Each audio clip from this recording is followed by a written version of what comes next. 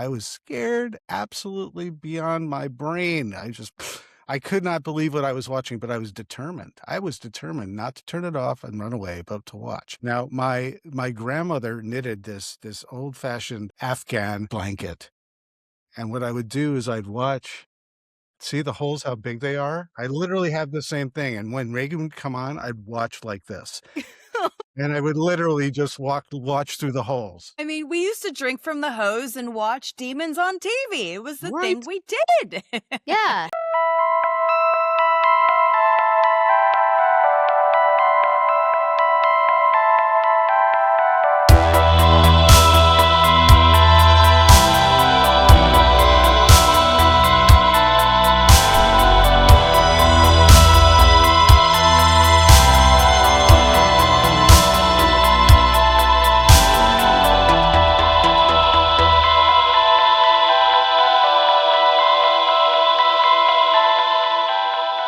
Welcome to Horror Nerd, the podcast.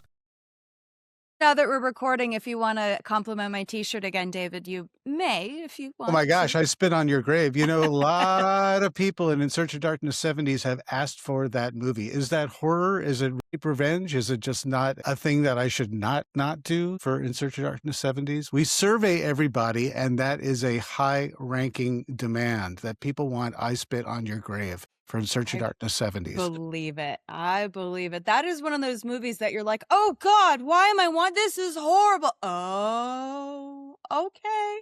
I see where they're going with this. Mm-hmm. Yeah. It gets to a very satisfying point in the movie after you really endure. Gosh, you know, it's only a movie, but it's quite an experience to go through that movie. Yeah. Yeah. And the 70s films just hit harder. They were just more, it's crazy because our technology has come so far. The cameras have improved, the lighting, everything has dramatically become more high definition. But yet the 70s films felt more organic, more real, more terrifying.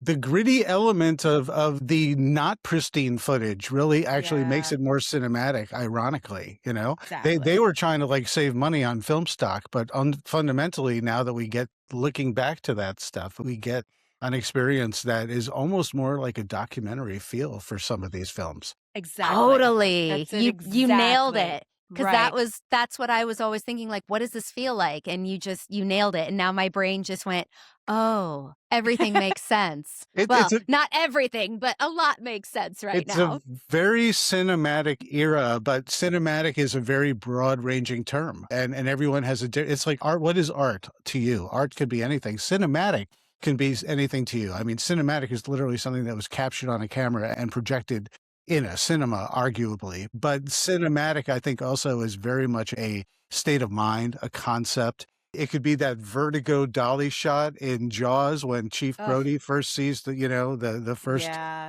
his first kill that he witnesses, on the beach in Amity. But it could also be just the way something like I Spit on Your Grave or Texas Chain Saw Massacre is filmed, and the handheld nature of things where it basically transports you into a whole different world that at first you're like, gosh, this is really low budget and this is really janky. But then you're like, something about it grabs you by the lapels and pulls you in. Yeah. Do you think that kind of footage from the 70s inspired the found footage subgenre of horror? Do you think people were like, well, this looks organic and gritty, let's do it on purpose? Absolutely. Movies like those, or just the Italian stuff, like Cannibal Holocaust. I can't do it. I tried. Or Faces of Death. I mean, all these things, whether they were fabricated or real or a combination of the two, the whole concept of a snuff film, that's something that, it's funny. People say found footage all the time. You don't hear snuff film, and that's probably a good thing. But ultimately, the thing, though, is there were, I remember in the 70s, people were like, do you think it's a snuff film? Snuff, for those in the audience who don't know what that means, it's not the little stuff that if you have a powdered wig, you go, you put something in your nose, not that snuff. We're talking about people being killed for real. People being killed for real on screen. And that was kind of a thing that even just that's like a subgenre in the 70s, is sometimes you weren't quite sure what exactly was happening, what was quite real. Was that sex scene, in Don't Look Now? Was that a real thing? What was happening in Deliverance to poor Ned Beatty? I don't know. There's a Right. lot of, stuff that toes the line. I had probably one of the funniest things ever happen. So I was doing this show at this amazing place called the Fourth Horseman in Long Beach, and it's a horror-themed pizzeria, like restaurant. The food's amazing. It's all decked out. Like real horror fans go there just to hang out. So we did the show there, the live show, of course. And I love to do crowd work. I'll say, hey, what are some of the first scary movies that you guys ever saw when you were way too young? And this guy was like, Cannibal Holocaust. I was like, I'm sorry, who was your dad? Ted Bundy? What the hell? Like, are you serious? That's a bad idea. And then I looked down and he had a little dog in his lap. And I said, wait, is that a dog in your lap? He said, yeah, it's my ESA. I said, I'm sorry, you're what? My emotional support animal. I'm like, well, no fucking kidding. That was your first movie? I would need an emotional support chihuahua too. That's insane. There's a whole generation that sort of got to see stuff. I think we qualify as that generation where so many of us saw stuff that we probably were way too young to see. Yeah. And that's a through line that I think a lot of us wear as a badge of honor, because even though, we shouldn't have seen it, and we all can acknowledge to ourselves, I was way too young when I saw that. It sort of gives this sort of driving motivation to discover more horror, because it was imprinted. It was like, are you my mother horror? Like when you're really young, it's the kind of thing where, yeah, are you my mommy? It's not a steam shovel. It's a horror film, Cannibal Ferox, Very that. I consider my horror mother, Carolyn Jones, Addams Family. She's my horror mother. She was the one. Yeah, that's very nurturing, and it's a positive role model, if you ask me.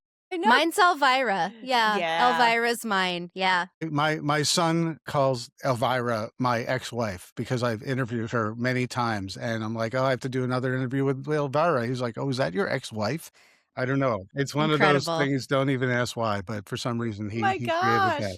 But who would break up with Cassandra? Oh my gosh. Who fumbles a baddie? Who fumbles her? Truly. Seriously. You can't fumble her. Goof my stuff. Yeah.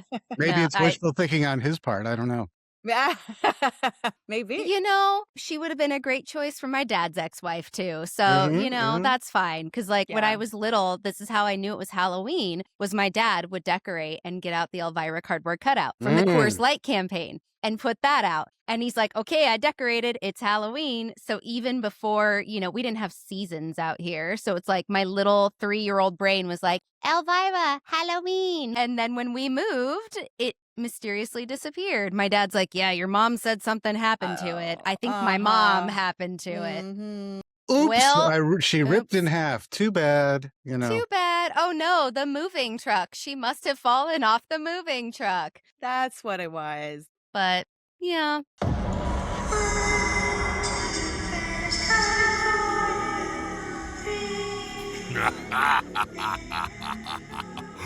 One, two, Freddy's smelling you. But this is Pride Month. You don't need to run from the nightmares. Just vibe with them. Wake up from your dreamscape in style with Nancy. Final girl. Floral, fierce, and fabulous. Surviving the night? That deserves its own signature scent. Or channel your power with Dream Warrior, a citrus meets mysticism blend that helps you sleep while you face your demons, literal and emotional.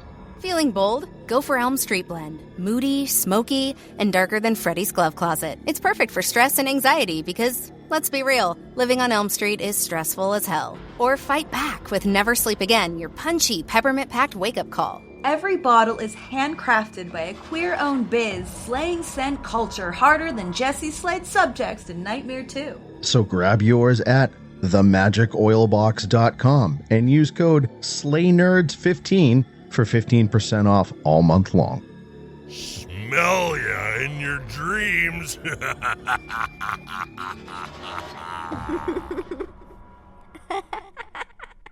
Anyway, well, We sort of started backwards, but I am here to talk to you guys about In Search of Darkness 70s. From all of June until I think all the way to the very beginning of July, we are running a campaign where you go to insearchofdarkness.com and you could pre-order your copy of In Search of Darkness 70s. You get your name in the credits. We're doing entirely new, very, very cool stuff for the ultimate cinephile. And it's not only the Blu-ray, but we're going to have this really cool 80-page companion book. We're doing things a little differently this time. And we're also doing things very much the same, where we're going through a whole decade, 1970, 1979, talking to people from the era who are still around. Some of the people who aren't around, I've got some amazing surprises that I'm pretty excited about, where well, maybe if it's not them because they're not here, we might have some relatives of these icons as well. Use your imagination for that, because unfortunately I can't reveal anything just yet, but we're very excited. I'm in production on In Search of Darkness 70s. I've already done a handful of interviews that I have in the can, and it's been very, very super cool. And it's been the ultimate experience for me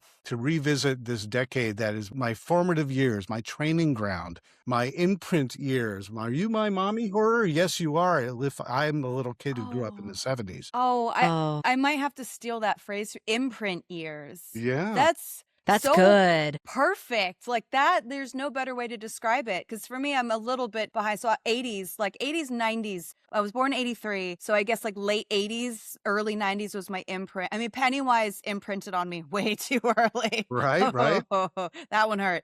Yeah, that one hurt a lot. But it's true. That will stay with me for the rest of my life. And I think how cool would it have been? I mean, so many of the most incredible films ever came out of the 70s. I can't even imagine what that must have done to your horror-loving brain. I mean, well, I know what it did. It created In Search of Darkness, which is fantastic and honestly a win-win for all of us. I used to, thank you. You know, I read Famous Monsters of Filmland magazine in the 70s, and in a very weird, unintended, circuitous route, I ended up being the editor-in-chief of Famous Monsters of Filmland magazine.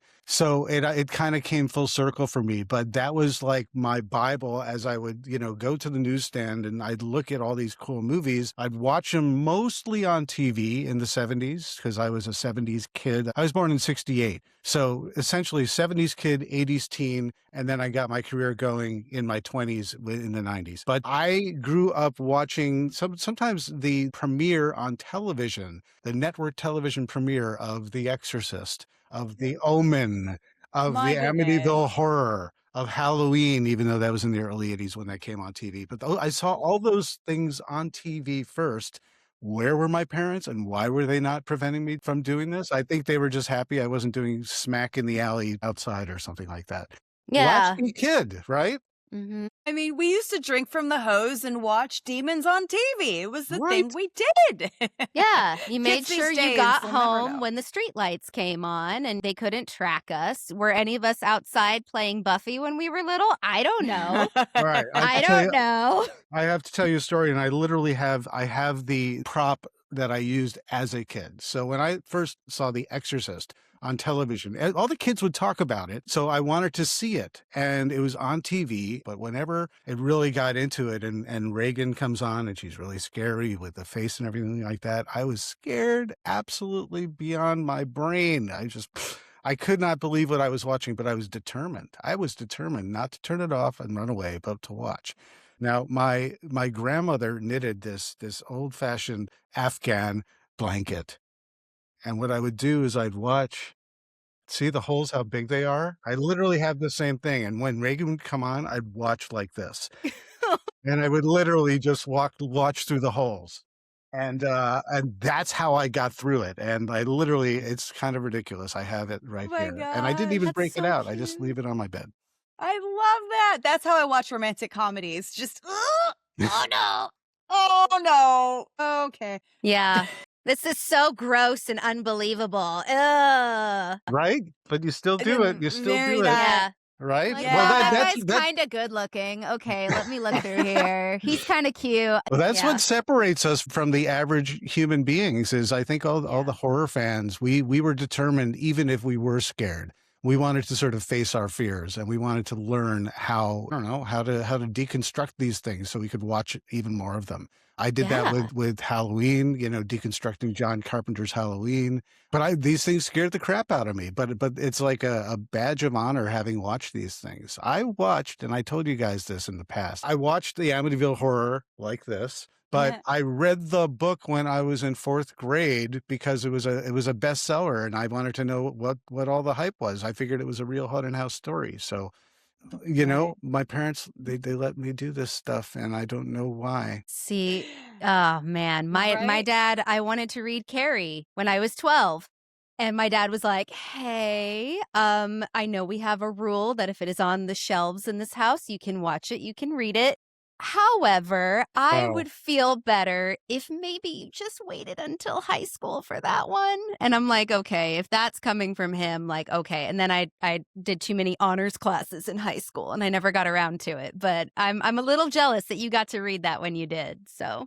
Well, this is why the 70s is a golden age, is because so many of our icons that we know and love today, they first started really carving their path in the 70s. So Stephen King, he was, his stuff came out and his movies. So Brian De Palma makes, Carrie in 76. There's a TV movie of Salem's Lot in 1979. You have just the giants of the era, David Cronenberg, George Romero, William Friedkin, Steven Spielberg doing Duel and Jaws, never really known as a horror guy, but creating that template right horror. there. That truck was terrifying. That was one of my first movies, actually, was Duel. I think I might have even seen Duel before it, I think.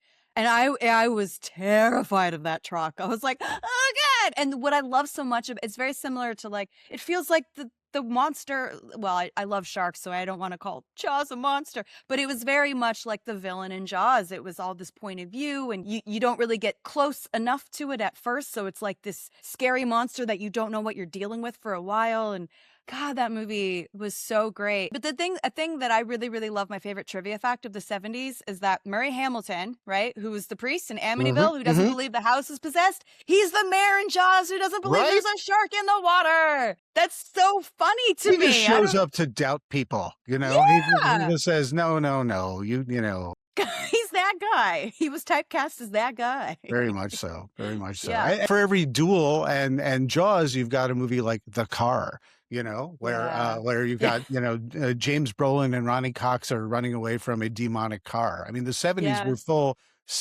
were full of Satan, sin, and sex. They really were. And sweet dance moves. Whoa, that too. Well, let's move more to the, that's right. Saturday, sex, sin, Saturday Night Fever as well. You got to throw in disco as well. There's when you look at a decade, so much changes from the beginning of the decade to the end of the decade. Trends really sort of evolve, maybe blow up and then disappear. Disco by the end, they were blowing up disco records in stadiums by the end of the sort of disco era. Not to get too disco distracted. Disco distracted. But distracted? Distracted. Okay. It works. You might have tried 100 platforms, each with hidden costs, plugins, multiple logins. But now there's Beamly. Drag and drop website, podcast hosting, online courses, memberships, digital products, and 0% platform fees. All your tools in one crypt. Place. Head to Beamly.com and raise your creator studio from the dead. In the best way. It's a very cool decade because you see just sort of this evolution of horror, especially because basically the reins are off. The gloves are off, the reins are off. I'm gonna mix metaphors, but ultimately the Hays Code disappeared, and so it was about self-censorship, and self-censorship was really just the MPAA.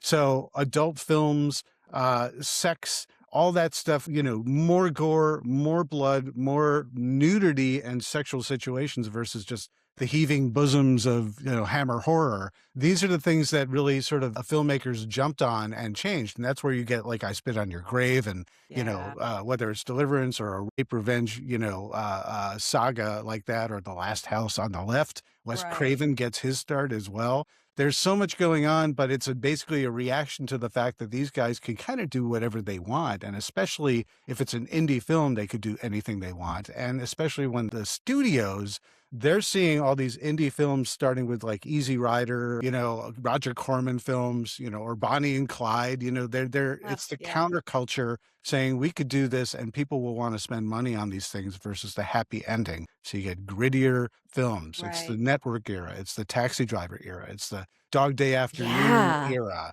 and then of course it's the blockbuster era halfway through when, you've got Exorcist leading up to that, but then you've got Jaws. And then of course, really like, Spielberg and Lucas just knocking out of the park with Star Wars and Close Encounters. It changed the way Hollywood thought and made movies. But what I'm saying here is ultimately no one knew what the rules were, so everyone did what they wanted to do. But studios were into horror as well. If Exorcist does well, we'll do The Omen, Amityville Horror. These things all did so well. That's where Alien comes along, Ridley Scott shows up and has amazing production storyboards, and Fox is like, okay, well, this is more than just a haunted house B movie in space. Let's get an amazing design for the most amazing creature that we've never seen ever before, but also set the template for movies for decades to come. Right. That's just tip of the iceberg, And let's keep putting Veronica Cartwright in movies and not telling her that things are going to jump out at her and then get the most organic scream you're ever going to get from an actor. I love Veronica Cartwright so much. And oh my gosh. In Invasion of the Body Snatchers, she's in that. Exactly. And when he yells at her at the end, she didn't know he was going to do that. How terrifying. Oh my gosh. How It's scary. awesome. It's awesome. Yeah. So these are, there's so much to talk about, and there's so many subgenres during that era. But what we get to do with In Search of Darkness is we get to celebrate this, and we get to get the people who love this stuff, who revere it. We get to put every movie on an even playing field. So if you're talking about The Exorcist or you're talking about The Car, it's going to get the same reaction. If you're talking about Piranha and you're talking about Jaws, it's going to get the same treatment. Ultimately, we're all big fans of this stuff, and it hits home for all of us for different reasons, And like I said, when I think of the Omen, when I think of The Exorcist, when I think of Amityville Horror and seeing these on TV, I think of my Afghan and seeing it mostly like this, but that's what's important to me, because I'm proud of being able to see this stuff. I'm proud that my parents looked the other way, so I got to see this stuff, and it truly shaped me and horror geeks like all of us for decades to come. And it shaped the way horror was structured, the slasher, the birth of the slasher, maybe the found footage, like you were saying. Just so much going on, so much creativity, and a whole different vibe from the 60s and the 80s. It sits as a decade head and antlers above the rest in terms of what people were inspired by and influenced by and look back to. And still, it remains incredibly a unique time for filmmaking and for horror. 100% agreed. And what I think makes In Search of Darkness stand out is that it's created with so much love from, I say this with love, a nerd, from like one of us, from someone who lives for this stuff, who was raised on it. And so I'm really glad. It's really cool to hear you say, you know what, listen, we're going to give Jaws its time, but we're also going to give The Car. I mean, everything, all horror is created equally. And I feel like if you're a horror fan, like I can Google Jaws and there's so much incredible content out there and I've got so much information, but it's really nice that you're bringing in the other 70s horror films that maybe, oh, I haven't seen this one, or, oh my gosh, I saw that once when I was a kid. Let me rewatch it as an adult and see what I find.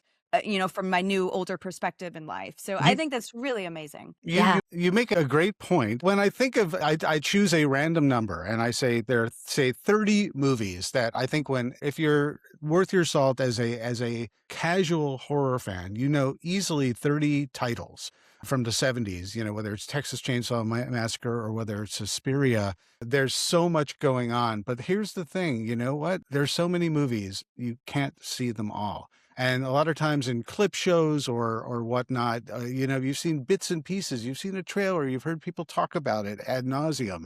So you feel like you've seen it, but there still might be some of these movies out there that you just have never seen, Maybe you never did see Last House on the Left. Maybe you never did see Cry of the Banshee or I haven't seen that one. Blood on Satan's Claw, I mean, there are things out there, but like in this top 30, you're like, what's that? I know what I'm doing tonight. Folk horror or The Wicker Man. So The Wicker Man, that's a perfect one. People have heard of The Wicker Man. They've seen bits and pieces of The Wicker Man, but how many people have actually seen The Wicker Man? You know who you are. I'm not calling you out for saying you did, but you didn't. I'm saying, hey, maybe now's the time to be like, maybe I'll sort of switch my own programming. I'll change my own personal algorithm. Time to review some of these movies and just sit down, take the time, put my device away, and full on 70s wash over me. Watch a movie that you haven't really seen, but you've only heard of, or you never saw the ending, or people said it's great, Yeah. I mean, have you seen, how many Brian De Palma movies of his early era have you seen? How many George Romero movies have you seen? Cronenberg, have you seen Rabid? The Crazies. There's just so much good stuff, I mean, that fits too. Rocky Horror, Phantom of the Paradise, Eraserhead, Midnight Movies. I just sound like a listicle, but there's just so much to feel on, No, you just sound like a horror nerd, and that's more than welcome here. Or maybe you're, in your 20s or 30s and you've only seen the remake. Maybe you never saw the original. Go back and see the original. I think that it completely counts. Yeah. Absolutely. Absolutely. Yeah. And this is what it's all about. Yeah. We're so excited here. We're all excited and horror caffeinated. So that's the problem. It's a good problem to have. It's a good problem to have. It is. Based on what you are saying, I'm in complete agreement in that I have the older that we get, and I'll just point to my own gray hair. I'm not talking about you. The older that we get, I've seen so many things, but there's still so much that I haven't seen. I have the best homework in the world. I always love to say that because it's true. I'm like, okay, I thought I knew the 70s, but oh my gosh, there's all these titles that I still have not seen either the full movie or I never saw the movie at all. And so I get to watch these and determine if they really are the best title to include in Search of Darkness 70s. But on top of that, as you get older, there's a whole younger generation, whatever age they are, teens, 20s, 30s, 40s, 50s. It doesn't matter who you are, but there's always more than you can watch. And people like to gatekeep. They're like, gosh, you haven't seen that, well, yeah, guess what? There's millions of movies out there. How am I going to see them all when I have a day job? It's like we get to them when we get to them, and our queue is constantly shuffling with what we want to see next, but ultimately, and that's why people love Letterboxd so much, because at least you can just log the things that you want to see or see what people are excited about. And it doesn't have to be all new stuff. And so I think a nice little thing that we get to do with In Search of Darkness documentaries is we really kind of get this curated list for people to learn about great horror movies. And you could watch an In Search of Darkness movie, be intrigued by something that we talk about, whether you've seen it, want to see it, want to revisit it, never heard of it, what have you. And you could add that to your list. And the thing is, you could proudly say, when you eventually get to it, you watch it and you're like, that was awesome. Like, how did I sleep on that? And that's all you have to say. Or you could say, damn you for making me spend time to watch this, because this was a waste of my 2 hours that I can never get back. But at least I pointed you there. Yeah. And also maybe you could look at In Search of Darkness. There's a little bit of a cheat sheet of, hey, here's a whole list of ones that maybe consider these. And there's plenty to consider. Yeah. So, I mean, I personally would appreciate that. If I'm like, I don't know where to start, I would like a little bit of a guideline. Yeah, or just analysis paralysis of like which one, because they say that thing of like you're scrolling through Netflix and you end up spending more time scrolling trying to decide what to watch versus actually just picking a damn movie. But when you have, hey, here's some really cool things about some really cool movies that you may or may not like, but you probably will, you can go, oh, okay, that looks interesting because I just learned more about it. So thereby, I'm going to give that more of a shot versus some random thing that I'll probably fall asleep on the couch watching. So I think that's really cool of just helping to curate it a little bit more for somebody that might get overwhelmed by all the different options out there and being their guide to the underworld, so to speak. I think that's pretty cool. Ooh, you're a guide to the underworld. Put that on a bumper sticker. Let's call her Bonnie Charon on the River Styx. So,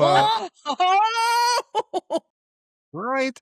It was really good. Don't pay the so ferryman, though. Just whatever you do. Don't even let him fix a price till he gets you ain't into the coming other back. side. Yeah. Yeah. Nope. Sorry. Can't have my Amex. No. Hey, Sam, what are you doing on April 25th? Oh, I'll be going to the Sugar and Moon Market at the Lodge in Sierra Madre. Wow, that's oddly specific, but actually sounds like a lot of fun. What are you doing there? Okay, so I'm going to be picking up some sage butter from our friend and sponsor, the Mountain Crone. Oh, that sounds awesome. Can I come with? Yeah, duh. I already got you a ticket, B. Sweet. Well, that's kind of spooky. You read my mind. Oh, that's funny. I'm actually going to see her at Mount Low Brewery Company. Whew, try saying that 5 times fast. On May 9th to pick up some restocked lip balms. Because with all this talking we do, my lips are going to look like the Crypt Keepers if I don't hydrate them. I like the Crypt Keeper's lips. Hey, can you pick me up on the way over? Yeah, sure. I'll go grab my keys. Anyway, I always appreciate your enthusiasm and you know us. We could go for a very long time. So I just want to say what's cool about these documentaries. They've established themselves. I'm the guy who makes them, but this is what I've learned from my own Frankenstein creation is that it's a combination of curation. It's a combination of celebration. It's a combination of a little bit of film school. It's a reiteration of what you know. It's learning new factoids and information and seeing people talk about what it was like to work on these movies or what their insight is that you've never quite thought about before. But seeing everyone's enthusiasm about the genre, sharing what you already know, it reinforces what you feel about watching horror movies. And so when you see all this stuff, you get to see how a whole decade fits together like a big jigsaw puzzle, reflecting the era, how it's affecting and influencing the pop culture zeitgeist, and conversely, how the zeitgeist is affecting the filmmakers and the films they make. So it's a reconsideration of a whole decade, but it's also a revisit and maybe a study guide. I don't know. I could just keep on coming up with all these allegories, but it's become way more than what I ever thought. It's also something to keep you company while you're falling asleep, while you're doing your laundry, while you're drawing, painting, while you're doing other things, or you're like, gosh, I don't want to watch anything. I'm just going to put on In Search of Darkness so I don't have to watch one movie. I could watch 100. Yeah. See? And we love that efficiency, don't we? Because you can just, if it's too hot to walk outside, get out your freaking walking pad and set it up. And then you can watch a documentary and get fit and get your cardio and your steps in. And that's efficient as hell. Yeah. I actually do that. There was a documentary on the Child's Play franchise. It was 4 hours. I watched all 4 hours and I got 4 workouts in. That's what I did. Excellent. Very, very, very, very constructive way of approaching things. It's fine. Time goes way past. Way faster when your mind is engaged. Yeah, absolutely. Yeah, and the cool thing is that with some of these films, like maybe you've already seen them, so you don't have to like watch every single clip because you already know what's happening. So it's okay that you're still doing your push-ups or your dishes. But also like with documentaries, like you can just kind of listen to it also and fall in love with it and reimagine the scenes from your favorite films from the 70s in your mind as well. So it kind of depends on a preference. However, if you just like to sit and watch every detail, wonderful. If you like to have comfort in the background while you're doing something, it works too. I like to multitask, so I do my push-ups while I do the dishes. Those are some heavy dishes, I suppose. I just strategically wanted to say probably the dumbest thing I've said today and, maybe see what the response would be. The day is young. The day is young. I don't know how you're going to top that, though. We were just yes-anding so well over here. God, we really were. Should we do a sketch team? Should we start an improv troupe? I'm down. Yeah. Yes, What can we call it? Satan sketch or Satan sex and Saturday Night Live? Can that be our sketch troupe? Oh, that's like good. Shudder, David, are you listening? Satan. You're Satan, David. I just obviously. That's a high honor. You're He's Satan. like- You're Satan, obviously. Yeah, exactly. Yeah. It's all right. He's You're the like, guy to the I underworld. You're assumed I Satan. was. I Yeah. assumed I was. No, there is no Yeah. offense here. I'd be Yeah. offended if I did not get the satanic designation. So, yeah. There You go. could be like Gary Marshall, Satan in Hocus Pocus, though. Sanderson sisters. And then you could feed everybody Clark bars. It'll be so Oh great. my gosh! Wow, someone watches Hocus Pocus a lot. A lot. I saw it 8 times in the theater when it came out. My poor father. I made him take me 8 times. Well, I kind of rounded us out because we were supposed to do 15 minutes and we're like 20 minutes past the 15 minutes. Okay. We're good. Okay. We're good. This is too good. We can't stop ourselves. We built in a half an hour to be safe because I know I we was like ready to to yap, and we love having you here. You were just so we're good. so enamored. We're just Thank like, you. keep talking. This is amazing. I know. It's almost like you're a director and you know how to do things quickly and put them in place. Have you done this before? That's crazy. No, it Okay. just comes naturally.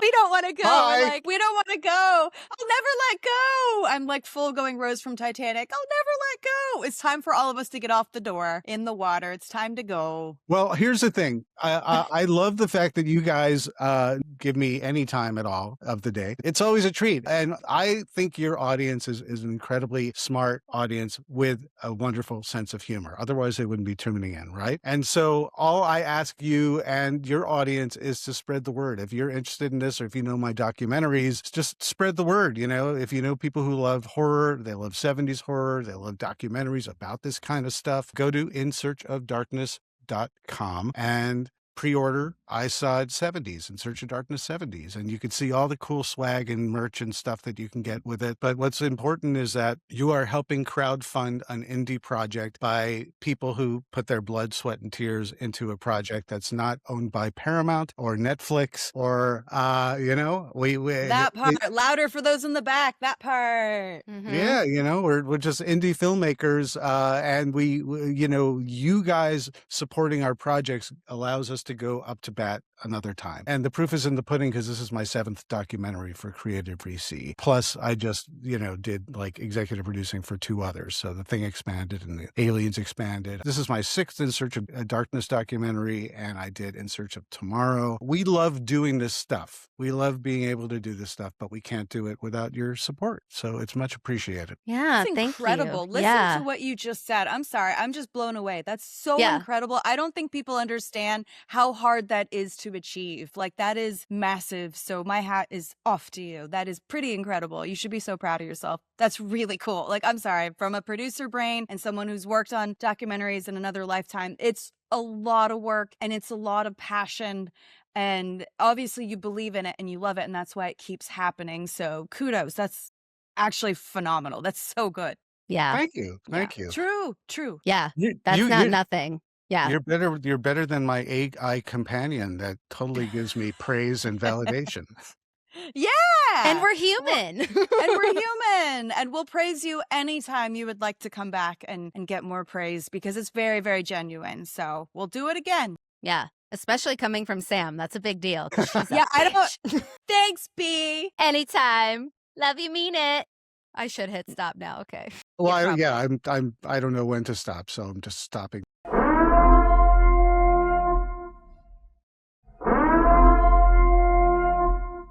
This is not a test.